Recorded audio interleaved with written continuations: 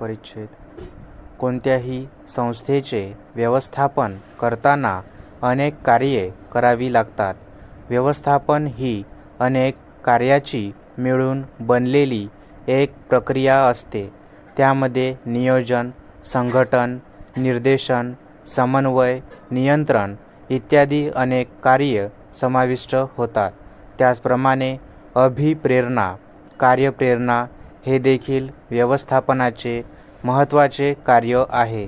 व्यवस्थापन ही जशी एक प्रक्रिया आहे, तसेच ते इतरांकडून काम करून घेण्याचे कौशल्य व शास्त्र आहे. म्हणून व्यवस्थापन कार्यात अभिप्रेरणेस अत्यंत महत्त्वाचे स्थान आहे. संस्था व्यावसायिक असो किंवा बिगर व्यावसायिक, तिचे व्यवस्थापन करताना अनेक घटकांची जुळणी करावी लागते व त्यांना सामूहिक उद्देशांच्या पूर्ततेसाठी चालना द्यावी लागते. त्यालाच संघटन असे म्हणतात. ज्या अनेक घटकांच्या सहकार्याने संस्थेचे कामकाज चालते, त्यामध्ये मनुष्यबळ हा एकमेव घटक सजीव असतो, तर इतर सर्व घटक निर्जीव असतात. मानव हा सजीव घटक असल्याने त्याला कार्यप्रेरणा देण्यासाठी विशेष प्रयत्न करावे लागतात. परिच्छेद. मानवी घटकास म्हणजेच कर्मचाऱ्यांना कार्य करण्यास प्रवृत्त करणे, चालना देणे म्हणजेच कार्यप्रेरणा किंवा अभिप्रेरणा होय. कर्मचाऱ्यांना प्रेरणा देण्यासाठी त्यांची मानसिकता समजून घ्यावी लागते, कारण मनुष्याची कृती त्याच्या विचारावर, मानसिकतेवर अवलंबून असते.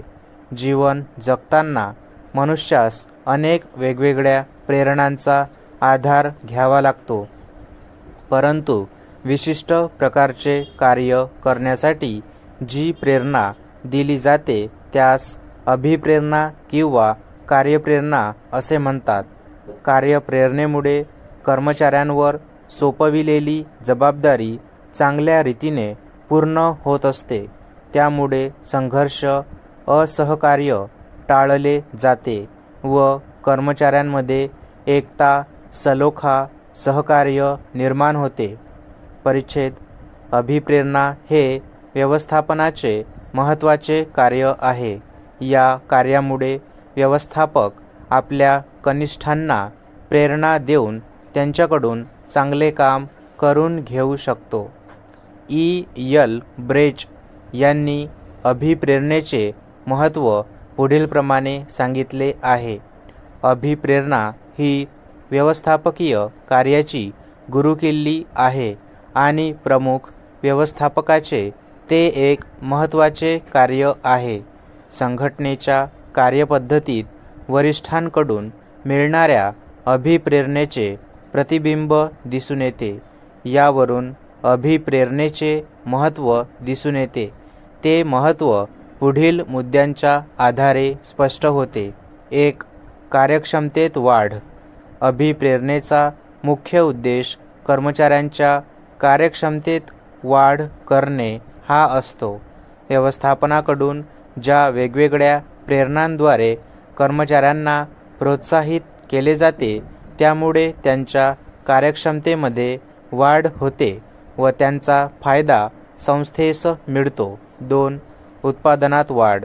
कर्मचाऱ्यांच्या कार्यक्षमतेत वाढ झाल्यामुळे संस्थेच्या उत्पादनात व उत्पन्नात वाढ होत असते, कारण कर्मचारी आपले काम जास्तीत जास्त चांगल्या प्रकारे पूर्ण करण्याचा प्रयत्न करत असतात.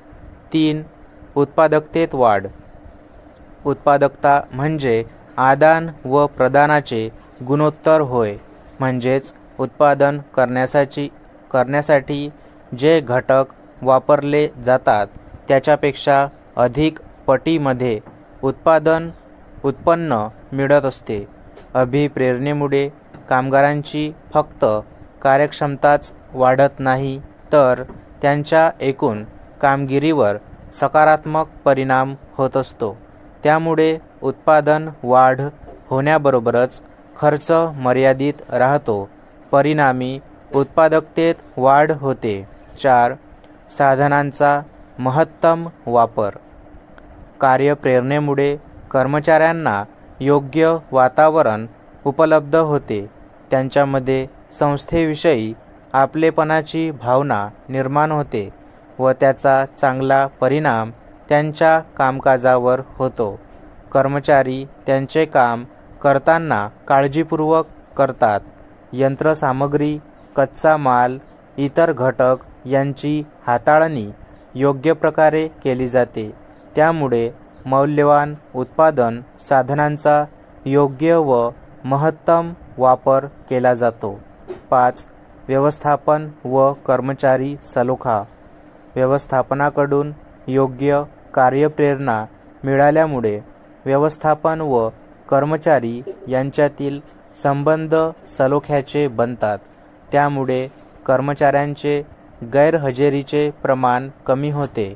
कर्मचारी अदलाबदलीचे प्रमाण कमी होते. साधनांची नासाडी टाळली जाते व व्यवस्थापन आणि कर्मचारी यांच्यात सहकार्याचे सलोख्याचे वातावरण निर्माण होते. परिच्छेद 6. निष्ठावान कर्मचारी वर्ग. अभिप्रेरणेमुळे कर्मचाऱ्यांच्या मनात संस्थेविषयी आपुलकी निर्माण होते. कर्मचाऱ्यांना आर्थिक व आर्थिकेतर प्रेरणा दिल्या जातात. त्यांच्या अडचणींचा तसेच क्षमतांचा व कौशल्याचा विचार केला जातो. त्यांना निर्णय प्रक्रियेत सहभागी करून घेतले जाते. त्यामुळे त्यांच्या मनात संस्थेबद्दल जिव्हाळा निर्माण होतो व ते एकनिष्ठेने व आत्मीयतेने काम करतात. 7. कार्य सुरक्षितता व समाधान. कार्यप्रेरणेमध्ये कर्मचाऱ्यांना आपले चांगले कार्य वातावरण उपलब्ध करून दिले जाते. त्यामुळे त्यांना आपल्या नोकरीबद्दल सुरक्षितता निर्माण होते व त्याचा परिणाम त्यांच्या मानसिकतेवर होतो. ते चिंतामुक्त स्थितीत काम करू शकतात. त्यांनी केलेल्या कामाची योग्य दखल घेतली जाते. त्यांचे कौतुक केले जाते. त्यामुळे त्यांना कार्याचे समाधानही मिळते. 8. कर्मचाऱ्यांच्या गुणवत्तेत वाढ. अभिप्रेरणेद्वारे कर्मचाऱ्यांना त्यांचे कौशल्य दाखविण्यासाठी उत्तेजन दिले जाते. त्यांना चांगल्या कार्यासाठी आर्थिक तसेच आर्थिकेतर प्रेरणा दिल्या जातात. त्यामुळे कर्मचारी अधिकाधिक कौशल्ये व क्षमता प्राप्त करण्याचा प्रयत्न करतात. त्यामुळे त्यांच्या पात्रतेमध्ये गुणवत्तेमध्ये वाढ होते. 9. चांगले राहणीमान. कर्मचाऱ्यांना आर्थिक व आर्थिकेतर प्रेरणा मिळाल्यामुळे त्यांच्या उत्पन्नात वाढ होते. तसेच इतर सुविधा मिळाल्यामुळे त्यांचे जीवनमान सुधारते. जलद उद्दिष्टपूर्ती. अभिप्रेरणेमुळे कर्मचाऱ्यांना अनेक लाभ मिळतात. त्याचा फायदा संस्थेसही होतो. कर्मचाऱ्यांची कार्यक्षमता वाढते, गुणवत्ता वाढते व संस्थेविषयी त्यांना आपुलकी निर्माण होते. त्यामुळे कर्मचारी पुढाकार घेऊन स्वेच्छेने आपली जबाबदारी पार पाडतात व संस्थेची उद्दिष्टे जलद गतीने पूर्ण होऊ शकतात. स्टॉप.